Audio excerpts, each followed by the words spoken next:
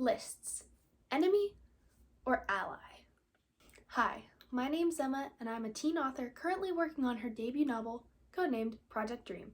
This video is the first part in a 3-part series that I'm doing called Write, Writers, Write, which is a video series for young authors who are struggling to find the motivation to write. These things that I'm about to talk about really helped me in my writing journey, and I hope they'll help you too.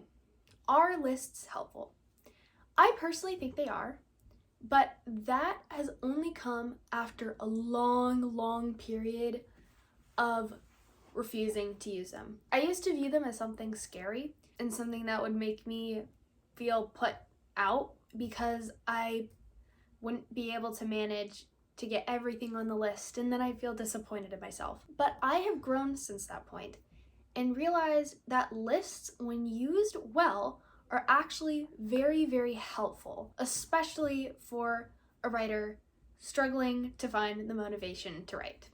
Here's why. First of all, I find that when I write things down in a list, I feel motivated to get it done, because nothing is more satisfying than checking that little tick box or filling in a circle or whatever, but getting those all completed and looking at that page and saying, wow, I got everything on my list done. Especially paper lists, which is what I personally use. I just feel like it's very motivating and it gives you a lot of just a sense of accomplishment when you can even just take one thing off, one little thing that you've completed, and then you can say, okay, that's done. I don't have to worry about it anymore. On to the next task. I personally think that for a young writer, that can be really helpful, especially when writing isn't really the only thing you have to focus on, whether it be school, chores, siblings, a job, any of that stuff. I find that writing out a list really gives you the motivation to get all of that stuff done before you can move on to the more fun stuff like writing. Or even if you're not feeling motivated to write, you can just say, okay, that's just something I have to get done on the list. You do it,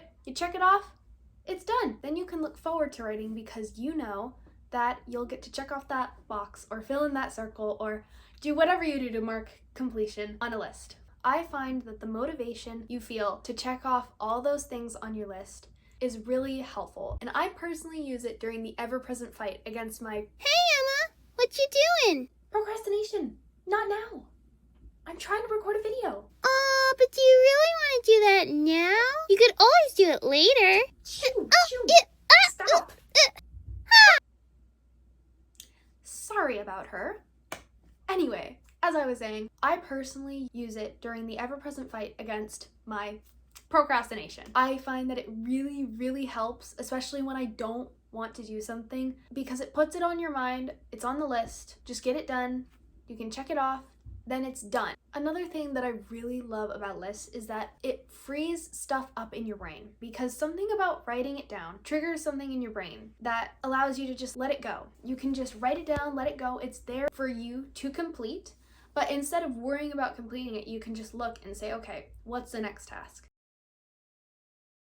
How I feel like that really can help writers struggling with motivation. One thing that I personally struggle with is having so many things to do in my head, jumping from point A to point Z in like the span of 3 seconds. It makes it so hard for me to focus, and it especially makes me feel like I don't want to write. If I have on my list, okay, sit down, do 4 Pomodoro cycles, and then I'm done. I can just click it off, whatever my word count, whatever I get done, it's done, I can click it off, it's fine. And it really helps me to sit down, whereas if I don't have it on the list, I feel like I jump to, okay, I need to write, I should do 4 Pomodoro cycles, I hope to get this word count, because if I don't, I'm putting myself behind on this, and then I can't finish the draft, and I need to get it out to people, and it just spirals. Lists allow you to put a brick wall in front of your overthinking and just let it go. It's not an immediate thing.